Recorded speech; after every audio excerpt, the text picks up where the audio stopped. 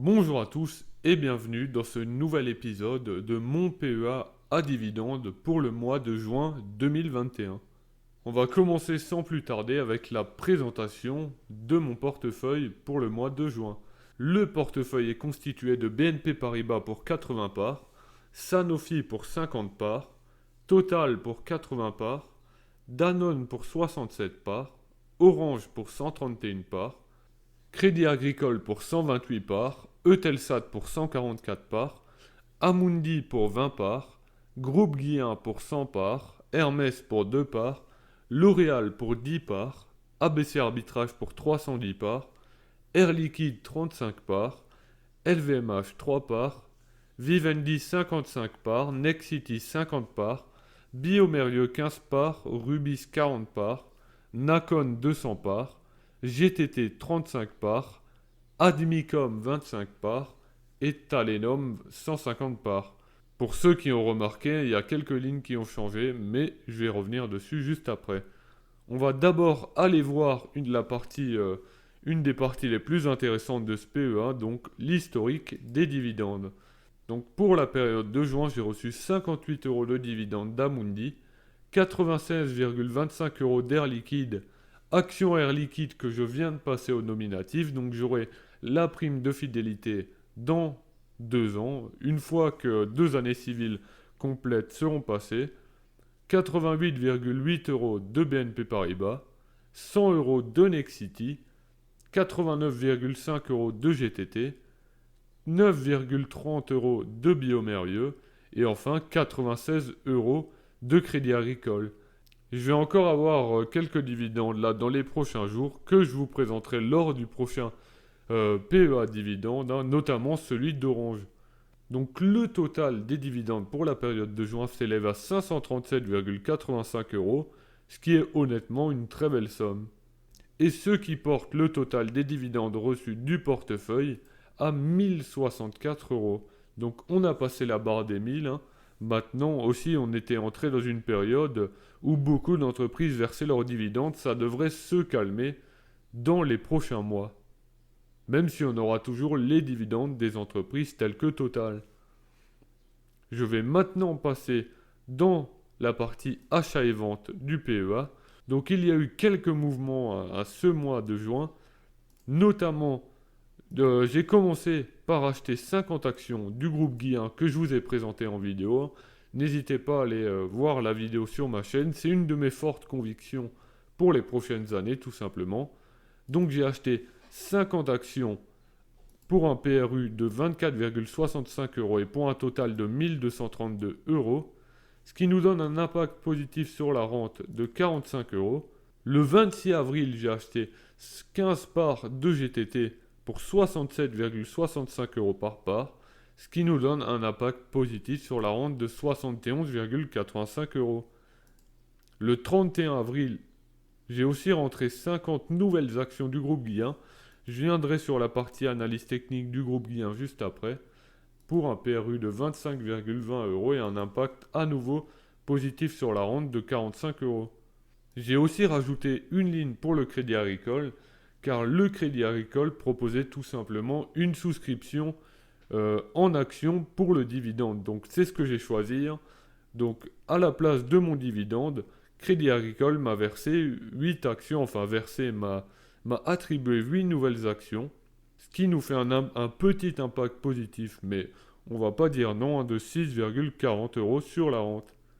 Et enfin, le 14 juin et le 15 juin, j'ai rentré Admicom pour 25 parts avec un PRU à 87 euros. C'est une valeur des pays scandinaves comme Talenom, pour un montant de 2175 euros et un impact positif sur la rente de 22,75 euros.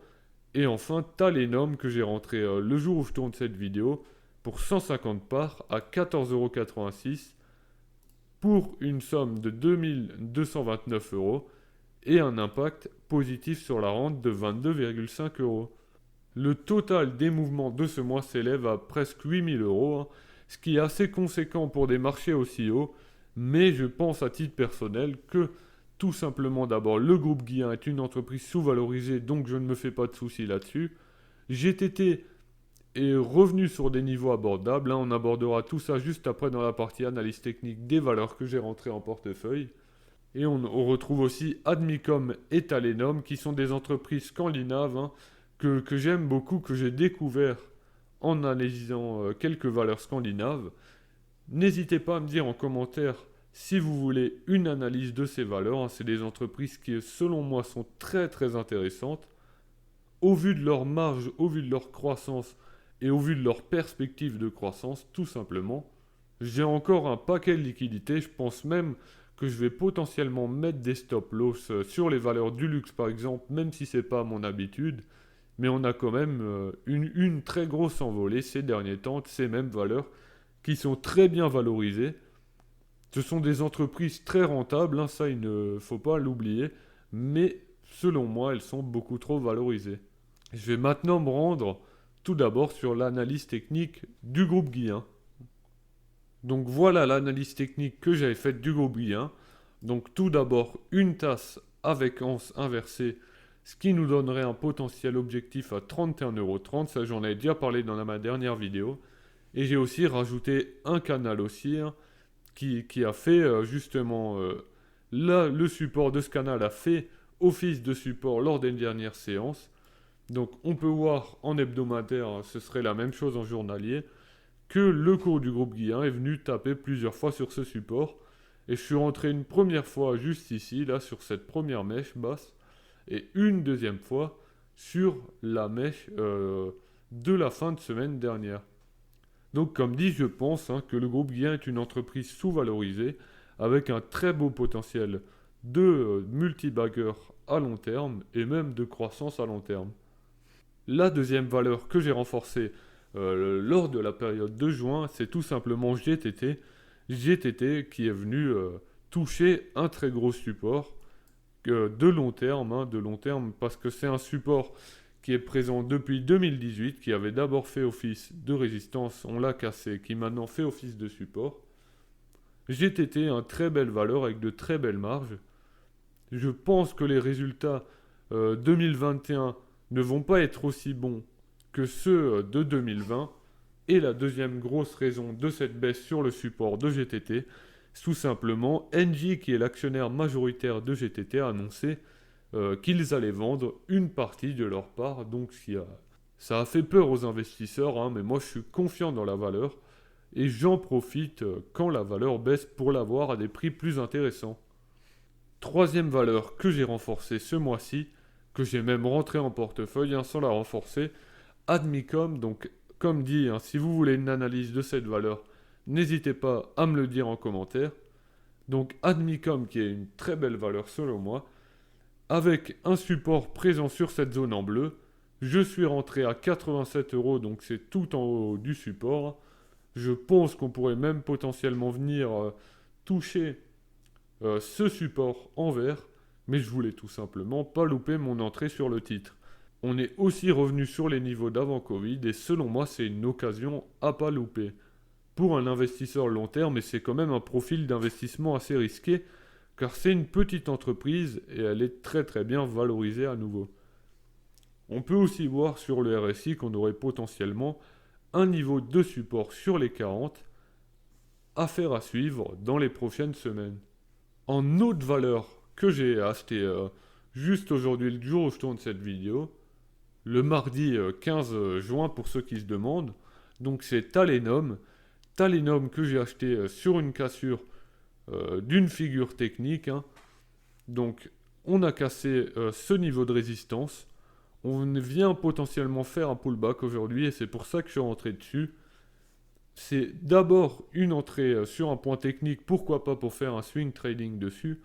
Mais si je vois que la tendance haussière de la valeur continue, car quand je dézoome, on peut clairement voir que la tendance est haussière, pourquoi pas la garder, remonter un stop à chaque fois, car comme dit, comme pour Admicom, ça fait partie des valeurs scandinaves, avec de très beaux fondamentaux, de très belles marges, mais aussi très bien valorisées. Donc j'aurai un potentiel premier objectif à 16,20 €, et pourquoi pas voir ce que ça donne par la suite. On a aussi cassé la résistance oblique baissière sur le RSI. J'ai un gros paquet de valeurs scandinaves avec de très très beaux fondamentaux que je rentrerai, enfin du moins que j'essaierai de rentrer en portefeuille au fil du temps quand je les trouve sur des niveaux intéressants. Si vous souhaitez, comme dit, hein, des vidéos d'analyse de ces mêmes valeurs scandinaves que je trouve très intéressantes, n'hésitez pas à me le dire en commentaire. Cet épisode aura peut-être été plus court que les autres semaines, hein, mais je pense vous avoir tout dit. Les marchés sont très bien valorisés, hein, donc les points d'entrée se font de plus en plus rares. Mais par contre, si les marchés venaient à corriger, j'hésiterai pas à rentrer avec mes grosses liquidités que j'ai encore en ce moment pour profiter des soldes entre guillemets. Dividende Annuity prépare aussi une très grosse mise à jour le mois de juillet. Fin juillet, début août, environ normalement, si tout se passe bien. Donc si vous avez des valeurs françaises que vous voulez voir sur les sites, n'hésitez pas à me les proposer en commentaire. Merci encore d'avoir regardé cette vidéo, n'hésitez pas à la liker, à vous abonner, à commenter si elle vous a plu et ce que je pourrais améliorer, hein. J'ai vu qu'il y a certains pouces rouges sur mes vidéos, donc si ces pouces rouges viennent du fait qu'il y a des choses qui vous dérangent dans mes vidéos, n'hésitez pas à me le dire en commentaire, hein. C'est comme ça que la chaîne va avancer à long terme. Moi je vous dis à ce week-end pour le calendrier boursier, du contenu arrive très prochainement.